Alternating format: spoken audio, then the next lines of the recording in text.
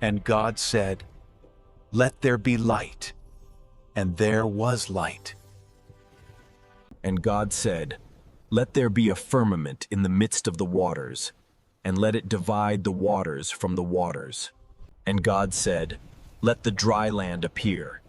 And the earth brought forth grass, and trees bearing fruit. And God said, "Let there be lights in the firmament of the heaven, to divide the day from the night." And God said, "Let the waters bring forth abundantly the moving creature that hath life, and fowl that may fly." And God said, "Let us make man in our image, after our likeness." And God saw everything that he had made. And on the seventh day God ended his work which he had made, and he rested on the seventh day. And the Lord formed man of the dust of the ground, and breathed into his nostrils the breath of life.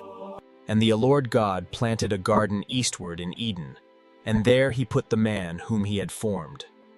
The Lord God formed every beast of the field and fowl of the air, and whatsoever Adam called every living creature. God created woman, and they became one. Man was told to guard the garden and not eat from one tree. Hath God said, "You shall not eat of any tree"? We may eat, but not of the tree in the midst, lest we die.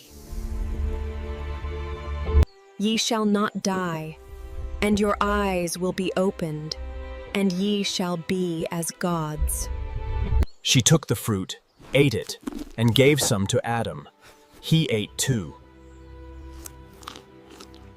Their eyes were open. They saw they were naked and sewed fig leaves. Where art thou? I was afraid. The woman gave me the fruit. God sent them from Eden to work the ground. Angels guarded the garden. Cain and Abel brought offerings to the Lord. Abel's was accepted, but Cain's was not. Cain attacked and killed his brother Abel. Where is your brother? Am I my brother's keeper? Cain was cursed and made a wanderer, but God marked him for protection. From Adam came generations, each living, then passing away. They lived for centuries, watching time flow like rivers. Each life ended the same. They lived and then died.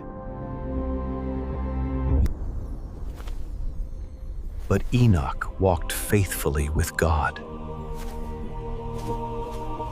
Then he was gone. God took him away.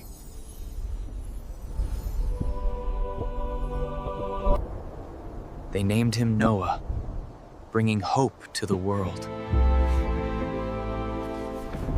People filled the earth, but their hearts became corrupt. The Lord grieved and said, "I will cleanse the earth." But Noah found favor and walked with God. God said, "Build an ark, the flood is coming."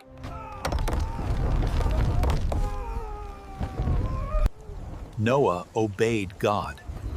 He entered the ark with his family. Animals came 2 by 2, as God commanded. Then the Lord himself shut them in. Rain fell 40 days, and waters covered the earth. The waters rose high above the mountains.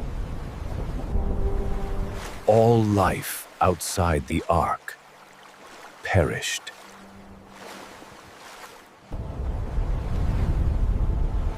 But God remembered Noah and sent a wind. God remembered Noah. He sent a wind, and the waters receded. The ark came to rest on the mountains of Ararat. Noah sent a raven, then a dove, but it found no rest. The dove returned with an olive leaf. Soon the earth was dry. God said, Come out! Noah worshipped, and God promised mercy. God blessed Noah. Be fruitful and multiply. Fill the earth once more. I set my rainbow in the clouds, a sign of my covenant, never again to flood the earth. Noah planted a vineyard. He drank the wine and lay uncovered in his tent.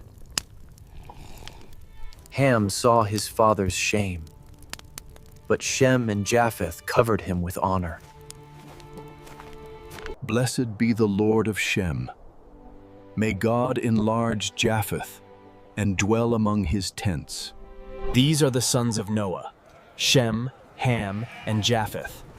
From them, the earth was repopulated. Their descendants spread out, forming nations, lands, and languages across the earth.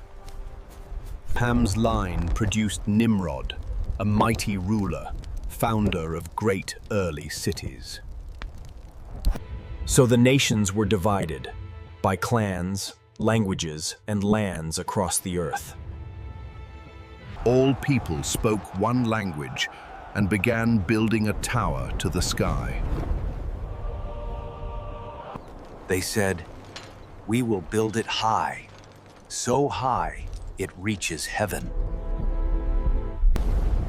But God saw their pride and confused their speech, so they could no longer understand. So the people scattered across the earth, and the city was called Babel. The Lord said to Abram, "Leave your home and go to a land I will show you. I will make you a great nation, and all peoples will be blessed through you." So Abram obeyed and set out, trusting God's promise. The Lord appeared and said, "To your offspring I will give this land." Abram and Lot had grown very wealthy, and the land could not support them both. "Let us not quarrel. Choose any land, and I will go the other way." Lot chose the fertile valley near the cities of the plain. All the land you see, I will give to you and your descendants forever. 4 mighty kings marched to war, and the land trembled under their power. Sodom fell in defeat, and Lot was taken away as a prisoner. Abram heard the news and rose with courage to rescue his family. By night, he struck the enemy, and God gave him victory. Abram bowed before God Most High, and holy light shone from heaven. "Do not be afraid, Abram. I am your shield and your reward. Look toward the heavens, so shall your descendants be." Abram believed the Lord and prepared for his covenant. The Lord sealed his promise, an everlasting covenant. I have not borne children. Take my maidservant Hagar, so she may bear a child for us. Hagar became pregnant, and tension grew. She began to look down on Sarai, her mistress. Hagar, return to your mistress and submit to her.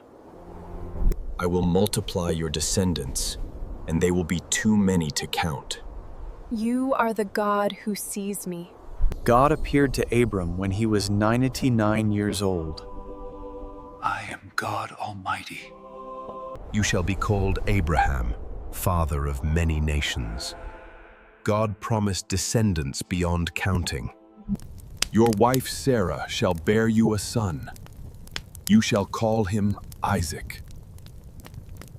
This was the covenant sign between God and Abraham.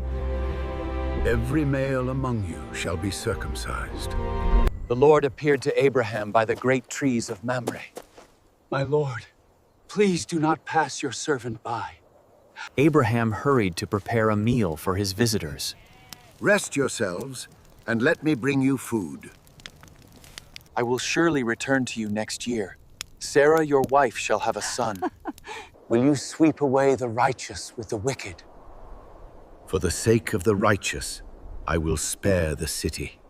2 angels came to Sodom at evening, and Lot welcomed them with honor. The angels urged them, "Hurry! Escape for your lives! Do not look back!" Then the Lord rained burning sulfur, and the city was destroyed. But Lot's wife looked back, and she became a pillar of salt. Abraham journeyed to the land of Gerar, and said of Sarah, "She is my sister." So King Abimelech sent for Sarah and took her into his household. God came to Abimelech in a dream. You are as good as dead because of the woman. At dawn, Abimelech warned his servants in fear, then returned Sarah to Abraham with gifts. Abraham prayed to God, and the Lord healed Abimelech and his household. The Lord kept his promise, and Sarah gave birth to Isaac in her old age. Abraham held a great feast on the day Isaac was weaned. Grieved, Abraham sent Hagar and Ishmael into the wilderness. But God heard the boy crying and opened Hagar's eyes to a well of water. God tested Abraham, telling him to take Isaac to a mountain he would show. For 3 days they traveled. Isaac carried the wood, while Abraham walked silently. Isaac asked, "Father, where is the lamb?" Abraham said, "God will provide." As Abraham raised the knife, a voice from heaven cried, "Stop! Do not harm the boy." A ram appeared in a thicket. God provided the sacrifice, and Abraham's faith was proven. Sarah lived 127 years. She died in the land of Canaan, and Abraham mourned deeply. He spoke to the people of the land, asking to buy a burial cave for his beloved wife. Abraham paid full silver price for the field and the cave, so the land would be his. So Sarah was buried in the cave at Machpelah, the first land Abraham owned. Abraham sent his servant, swearing an oath to find a wife for his son Isaac. At a distant well, he prayed, asking God to show clearly the chosen bride. Rebekah came to draw water. She kindly served him and even watered his camels. The servant knew God had answered. Rebekah was chosen to become Isaac's wife. Abraham lived a long life and died in peace, leaving his blessing to Isaac. Ishmael, born to Hagar, half-brother of Isaac. His family grew into many tribes across the wilderness. Isaac prayed for his wife, for she had no children. Twin sons were born, Esau the hunter, and Jacob, who would inherit the promise. God appeared to Isaac and renewed the promise given to Abraham. Fearing danger, Isaac said his wife Rebekah was his sister.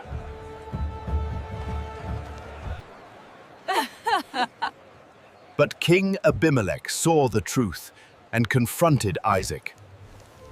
God blessed Isaac greatly, and he lived in peace in the land. Isaac, now old and blind, called Esau to bless him before he died. Rebekah told Jacob to deceive his father in order to receive the blessing that was meant for Esau. Jacob wore skins to feel hairy like Esau. Isaac, though suspicious, blessed him, believing he was Esau. When Esau returned, he cried out in anguish, realizing his father had blessed Jacob instead of him. Jacob left home, fleeing from his brother and traveling toward an uncertain future. That night, alone in the wilderness, he slept with a stone beneath his head. In a dream, he saw a ladder reaching to heaven, with angels moving up and down. God promised to be with him, and Jacob called the place Bethel, the house of God. Jacob met Rachel at a well and helped water her sheep. Jacob loved Rachel and worked 7 years to marry her. But Rachel's father secretly gave Leah instead.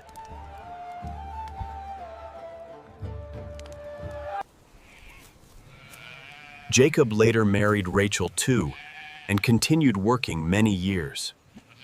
When Leah was unloved, God gave her Judah, the line that would lead to Jesus. Rachel envied her sister and cried to Jacob, "Give me children, or I die!" Through their servants, sons were born.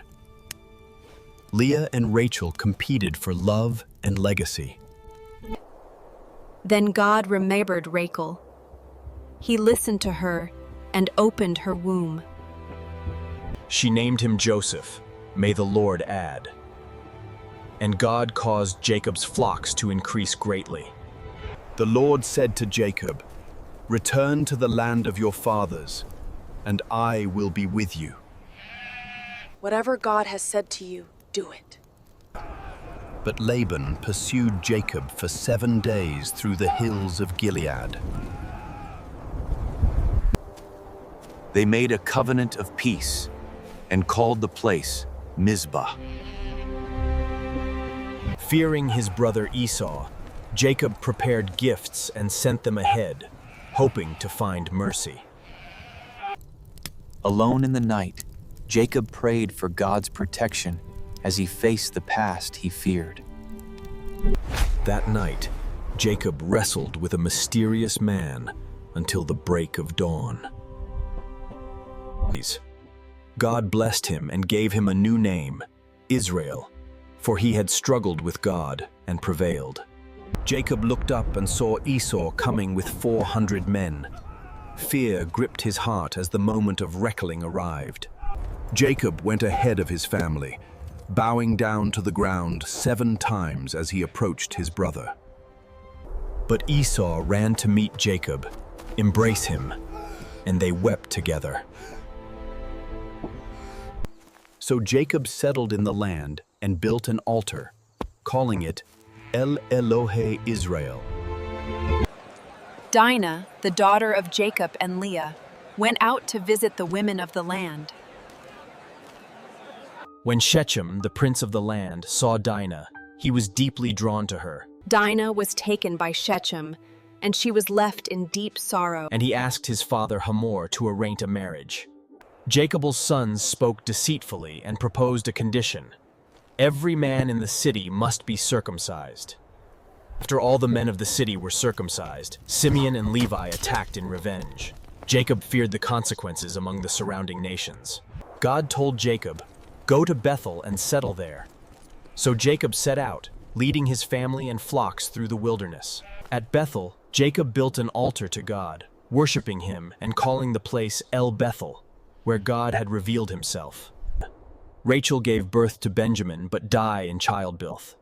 Jacob mourned deeply and buried her near Ephrath. God appeared again, blessed Jacob, and confirmed his covenant. The chapter lists the sons of Jacob.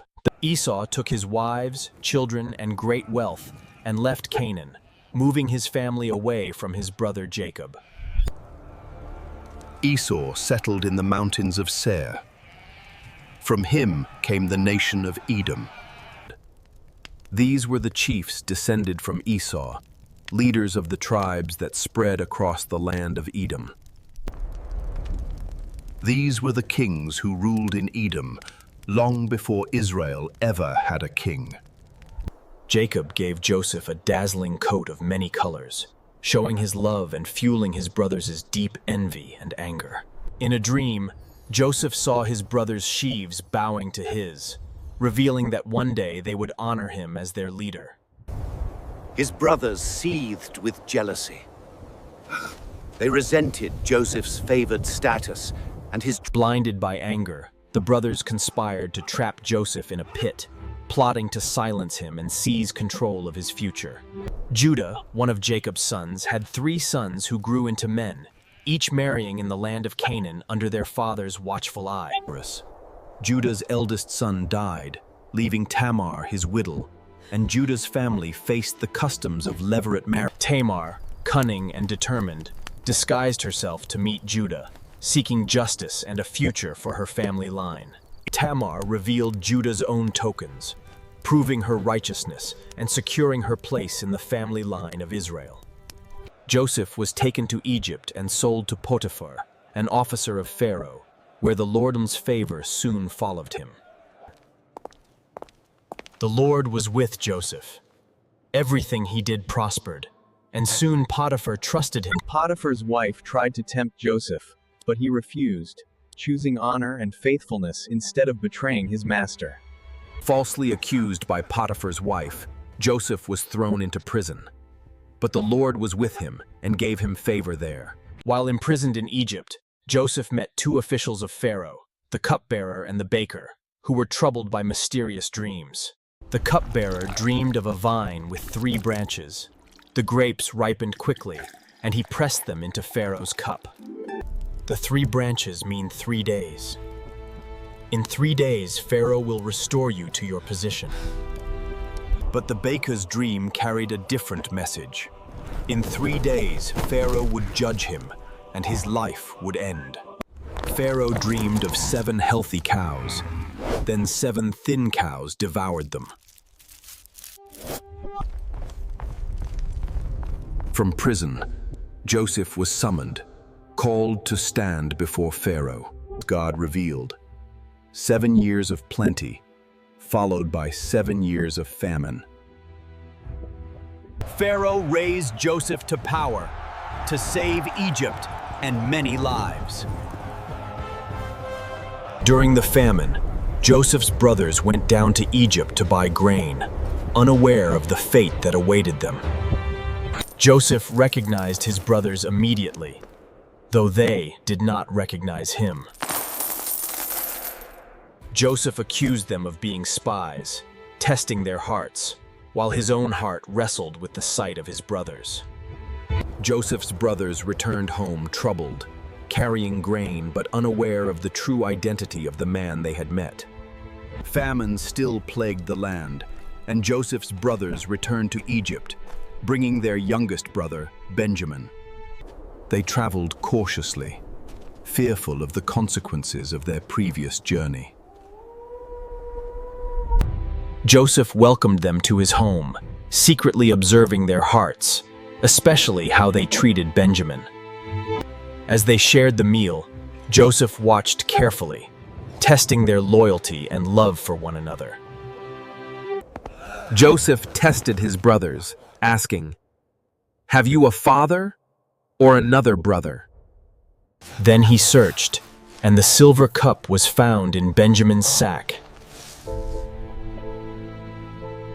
The brothers tore their clothes in fear and begged, "Why is God punishing us for this cup?"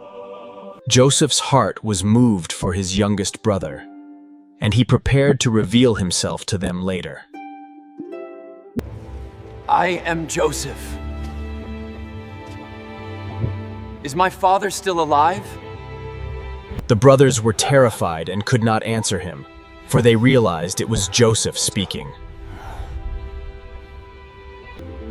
"Do not be distressed or angry with yourselves. God sent me ahead to preserve life. God has used me to save many lives, and soon you will return to your father with hope and joy." Jacob set out for Egypt with all his family, carrying their belongings. God had spoken to him. Jacob and his family were welcomed by Pharaoh, who honored him and offered protection. God's promise continued through this new chapter. They traveled to the land of Goshen, the place God had prepared for them. Finally, Jacob embraced Joseph, the son he thought was lost. God's faithfulness was revealed. Jacob and his family settled in Goshen, a safe and fertile land provided by Pharaoh. Joseph wisely stored and shared Egypt's grain, guiding the nation through the severe famine. The people traded land and livestock for grain, showing God's provision through Joseph's leadership. Jacob blessed Pharaoh, honoring God's favor over his family and the people of Egypt. Joseph came with his sons Manasseh and Ephraim to his dying father.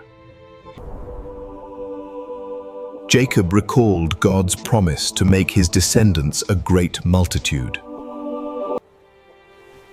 Jacob crossed his hands, placing the greater blessings on the younger Ephraim. By faith he blessed them, declaring Ephraim would become greater than his brother.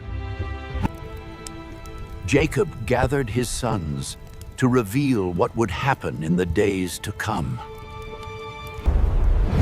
He spoke blessings and warnings, shaping the future of each tribe. Judah was declared a lion. The line of kings would rise from him. When his words were finished, Jacob drew his last breath and was gathered to his people. Joseph led all of Egypt in mourning as Jacob was laid to rest in Canaan. Do not be afraid. Am I in the place of God? You meant evil against me, but God meant it for good. Joseph continued to honor God and lead Egypt with wisdom and faith. Joseph reminded them of God's promise and peacefully breathed his last.